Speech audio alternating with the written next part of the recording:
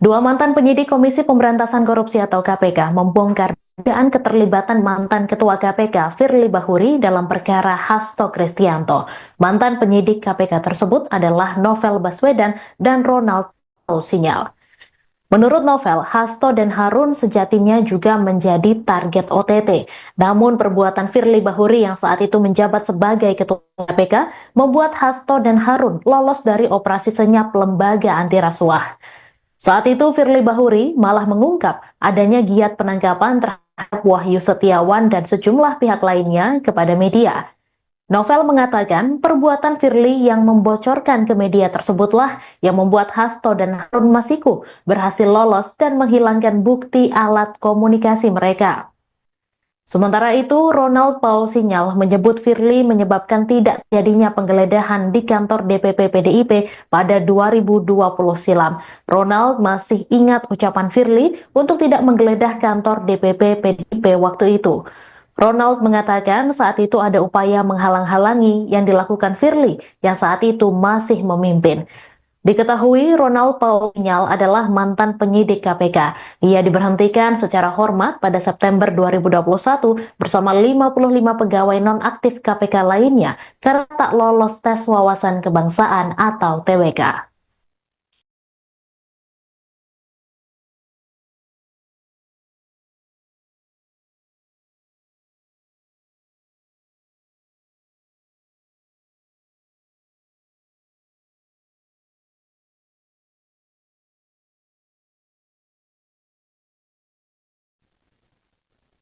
Ketua DPP PDI Perjuangan sekaligus tim hukum Sekjen PDIP Hasto Kristianto menyebut KPK di bawah kepemimpinan Setio Budianto saat ini adalah KPK edisi Jokowi. Pernyataan itu disampaikan Roni Talapesi saat membuka konferensi pers pada Kamis 9 Januari 2025. PDIP menilai kasus yang menjerat Hasto tidak terlepas dari campur tangan Presiden ke-7 Republik Indonesia, Joko Widodo. Roni mengaku pihaknya mendengar informasi adanya target untuk menahan Hasto sebelum pelaksanaan Kongres PDIP yang akan berlangsung dalam waktu dekat. Roni juga menilai penahanan Hasto Kristianto diduga bertujuan untuk mengganggu proses konsolidasi PDIP. Roni mengatakan di akhir kekuasaannya, Joko Widodo tidak menghiraukan kritik publik untuk menghentikan proses seleksi pimpinan KPK kepada pemerintahan Prabowo Subianto. KPK pun menjawab tudingan PDIP yang menyebut Setio Budianto adalah pimpinan KPK pilihan Jokowi. Direktur Penyidikan KPK Asep Guntur Rahayu tidak ambil pusing dengan tudingan tersebut. Asep mengatakan pihaknya lebih berfokus pada pemenuhan alat bukti untuk melengkapi berkas perkara Hasto Kristianto. Diketahui KPK menetapkan Sekjen DPP PDIP Hasto Kristianto sebagai tersangka. Ia menjadi tersangka dalam pengembangan kasus dugaan suap yang menjerat Harun Masiku.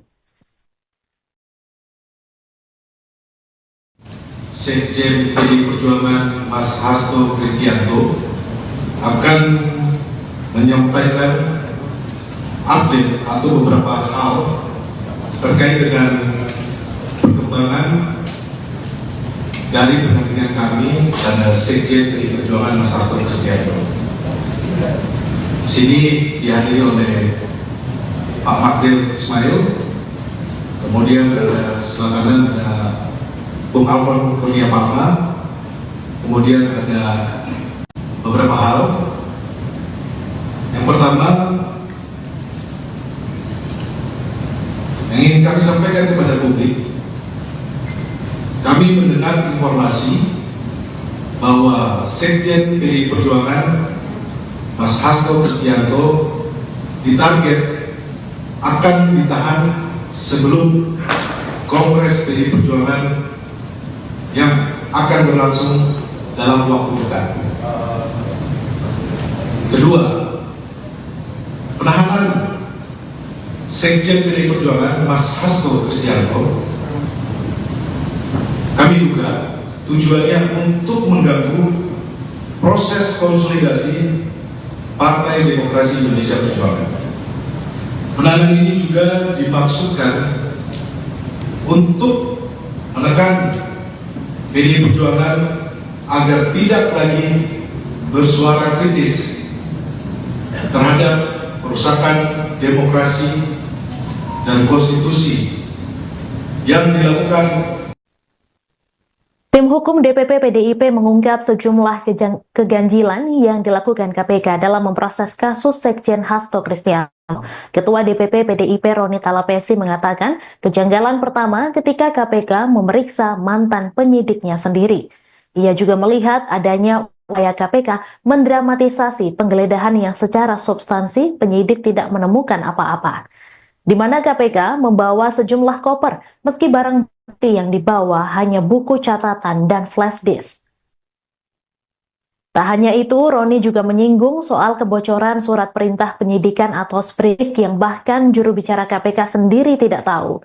Menurut Roni, hal itu merupakan salah satu bukti KPK edisi Jokowi masih bisa diremote oleh pihak-pihak di luar KPK. Sebagai informasi, Hasto ditetapkan sebagai tersangka kasus dugaan suap mengenai penetapan PAW anggota DPR periode 2019-2024. Hasto ditetapkan sebagai tersangka kasus dugaan perintangan penyidikan. Suap tersebut diduga dilakukan agar Harun ditetapkan sebagai anggota DPR melalui proses PAW dengan menyuap komisioner KPU saat itu, Wahyu Setiawan. Beberapa hal. Yang pertama, yang ingin kami sampaikan kepada publik, kami mendengar informasi bahwa Sekjen PDI Perjuangan Mas Hasto Kristianto ditarget akan ditahan sebelum Kongres PDI Perjuangan yang akan berlangsung dalam waktu dekat. Kedua, penahanan Sekjen PDI Perjuangan Mas Hasto Kristianto kami duga tujuannya untuk mengganggu proses konsolidasi Partai Demokrasi Indonesia Perjuangan. Penahanan ini juga dimaksudkan untuk menekan PDI Perjuangan agar tidak lagi bersuara kritis terhadap perusakan demokrasi dan konstitusi yang dilakukan oleh mantan Presiden Joko Widodo dan aparatusnya di penghujung kekuasaannya. Selanjutnya, semua proses sejak dari pemanggilan, penyitaan properti pribadi, pentersangkaan, dan yang terakhir penggeledahan kediaman Sekjen PDI Perjuangan Mas Hasto Kristianto, kami nilai tidak menunjukkan upaya yang murni demi penegakan hukum, tetapi merupakan bagian dari operasi politik dengan mentarget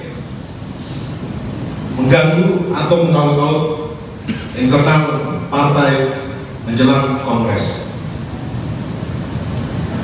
Perlu kami sampaikan bahwa pimpinan KPK saat ini dapat disebut sebagai KPK edisi Jokowi. Di akhir kekuasaannya, mantan Presiden Joko Widodo tidak menghiraukan kritik publik, baik dari ex-komisioner, ex-penyidik, kalangan akademisi, media, dan masyarakat sipil lainnya agar menghentikan proses seleksi dan menyerahkannya kepada pemerintahan Presiden Prabowo yang pada saat itu tinggal menunggu sedikit waktu lagi untuk dilantik. Kemudian sehari setelah dilantik, KPK edisi Jokowi langsung bekerja menjalankan agenda kami menduga mengkriminalisasi dalam bentuk pemidanaan yang dipaksakan terhadap PDI Perjuangan melalui Sekjen Mas Hasto Kristianto karena bersuara kritis terhadap demokrasi yang dilakukan oleh Jokowi. KPK yang kami sebut edisi Jokowi ini tidak menggubris dan menindaklanjuti banyaknya laporan masyarakat sipil terhadap dugaan